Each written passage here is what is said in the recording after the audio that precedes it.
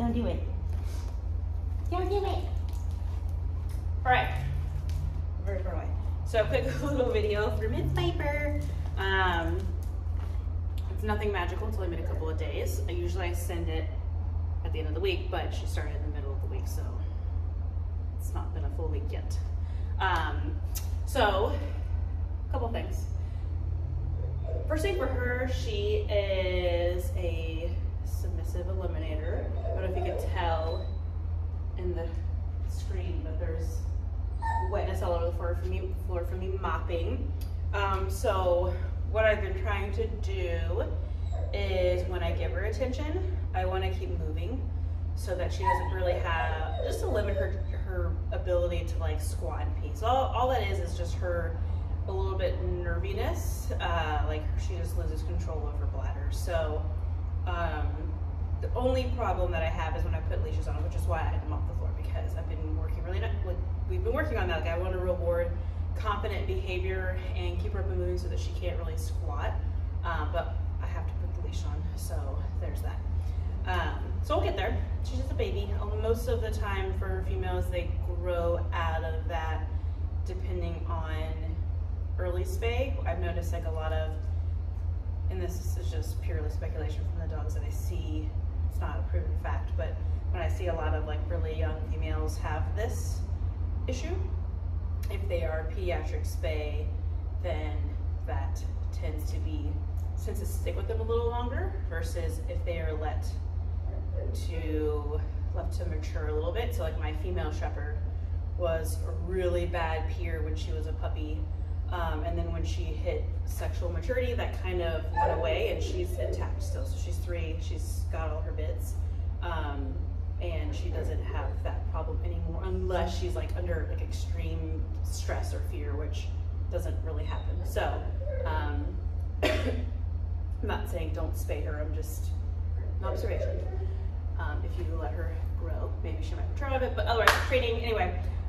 So yeah, I'm just keeping her moving. So Piper, if I give her attention, I can just kind of keep her, I want to give her attention and build a relationship, but I don't want to let there be like this moment where I'm like hovering over her and putting a lot of like spatial pressure on her. So yeah, very nice. The other thing that we're working on is marker inquisition. So you'll notice that she's dragging around a long line, and that's just there so that if she gets distracted, or maybe she's not understanding the criteria or whatever the reason, she kind of wanders off, I can kind of reel her back in. So the leash is there to maximize my success in getting her to engage with me. I don't want her, if she's confused or whatever, to just wander off and ignore me. I don't want to say her name and have her blow me off.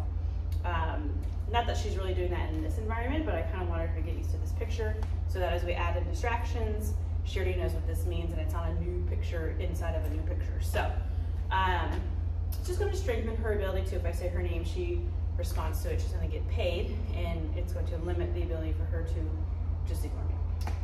So when I say her name, we're going to go, when she turns to move towards me, that's when I'm going to mark and reward. So marker inquisition. A marker is a word that marks a moment in time that I like something that she does. And for her, that's going to announce the arrival of a reinforcer treat. And basically what I've been doing is trying to create association between the two events. So I want marker to equal delivery of food. So once that association is created, I'd like for there to be a reflexive response to it. So that way, every time she hears the marker, whatever behavior she's doing when she hears that marker will then take on the good feeling of receiving food, so that she is more likely to continue to do that behavior in the future. So that's how I would shape new behaviors and reward the behaviors that I like. So we have a couple different markers. The big one that we're focusing on right now is the yes marker, which means I like what you did, come take something from you. I was taking a nap. There's no commitment to the behavior. When she hears that, she hears the marker, she can come take food from me. That's all that means. Yes. So like right now, I'm not really asking her to do anything. I just want her to hear yes and then recognize that it means food's coming. As we will progress, we'll switch over to our duration markers, which is going to be good and okay. So if I ask her to do a behavior, Murphy, stop. If I ask her to do a behavior like sit, good is implying that I want her to continue to do that. Good. Squeeze you. Good. Good. Good. And I can neutralize other things like movement. Good. Okay. And okay is going to be our terminal marker, meaning that the behavior is over. So basically I'm just building duration within behavior. When she hears good, I'm teaching her that it means I'm going to bring the food to her. Right now it's pretty frequent because she doesn't understand the picture yet. So we'll gradually kind of increase the timing and the consistency within the marker so that she can be in behavior without needing to be constantly paid.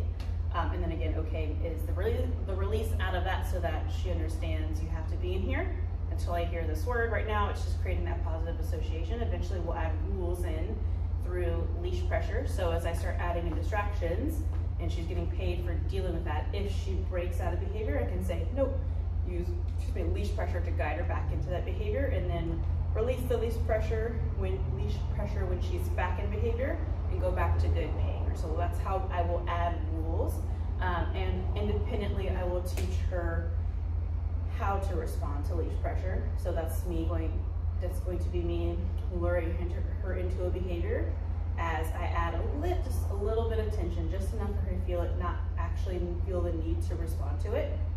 Same thing as a marker, like it's just an association that's created. Hey, this happens when this happens. So a little bit of pressure to kind of manipulate her into behavior as soon as she's doing the thing that I like. Discontinue leash pressure, mark and pay. Those happen at the same time. So that way, when I need to build reliability within the behavior and she's motivated elsewhere, if I can say nope and apply that leash pressure, she knows how to respond to it, how to remove it, so that I can get her to do that regardless of if she's motivated by me or not. So we're not there yet. That's just kind of getting ahead of things. Right now, it's all the fun, good stuff. We're in the training room so that there's not a lot of distractions other than Mr. Murphy over here who's got some FOMO and wants to come party too. It's just kind of me running around and paying her for following me. Lots of name recognition. So I might do something like, hi. I might do, out. Toss food away from me because she doesn't chase it. Pepper, yes. Yeah, good. And again, I'm really careful about not hovering over her too long. Out. Out is just going to be something that means leave a resource alone. Out. I'm going to switch up the routine so it's not super predictable. Out. Pepper. Yes. Yeah. And that yes marker is lively. I want there to be a little bit of good frustration to catch it so that it increases its value. If it's just kind of like meh there, then it's not, she likes food and she's super food motivated, but it's not nearly as exciting. Yes. And then for her, yes. Yeah. Yes. Girl. Okay. For her, because she is really teethy, a little short puppy, Murphy, I'm super specific with how I deliver things. So if I'm not intending to give her something, I'll have my hand closed like this. She can follow it around and she's still learning it. When I say yes, that opens my hand. Come closer to the screen so you can actually see. So this is when I'm luring. I'm getting her to follow my hand around. And then when I'm ready to deliver that, yes, I open my hand into a flat palm like this with a treat under my thumb. So, yes, I'll move my thumb to the side and let her lick it out. Just kind of like when people tell you when you're feeding a horse to like make your hand flat so they don't think your fingers are carrot sticks. I don't know if that's a thing that everyone knows. I have horses. Same concept. Like I don't want her biting my fingers because it really hurts. So yes, I'm kind of removing that possibility of just having my hand nice and flat. When I first started feeding her, she was really painful. So it was a lot of like me smashing the food to her face so that she trusted that she would be able to get it. So if I'm moving it too much, then we get the like trying to catch it. So I just wanted there to be that it's there. You don't have to try so hard to get it. You're gonna get it. Fingers crossed. Another important thing is I'm trying to be really mindful of the marker being what's announcing the food and not so much my movement. So I'll do a lot of this stuff. Yes. Because I want her to be responding to that word. The reason that I want her responding to the word and not my movements is because, like right now she's looking at me, so she to get food. But if we're out and about and she's walking and I say yes, and she's not associating, the yes isn't as powerful as me reaching to my pouch, she's not going to see me do that because she's looking elsewhere, and then I lose that motivation. So I want none of this to mean anything except for yes, the word. Very careful. Sometimes like my timing isn't perfect, obviously, but I'm very careful about yes, my hand me reaching towards the food after I said the word. Same thing with when I say good. And so like I'll have food in my hand sometimes just so it's easier, but I'll do a lot of like really purposeful body movements. Good. Good. Instead of good like that. Good. Okay. Oh, come on, come on, come on.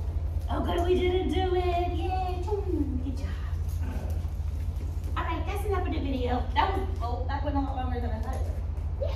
And again, I keep our sessions super short and sweet. This is a little bit longer because I was talking, 11 minutes. Whoa. Little puppies like this, they're not meant to be learning stuff for an hour. So I want to keep it just fun and exciting enough for her to want to do it again, and not drill behaviors into her. All right, if you have any questions, let me know. I'm happy to answer those. Tell me why she's doing great out in the yard. She's got lots of friends. She's very social and friendly. All right.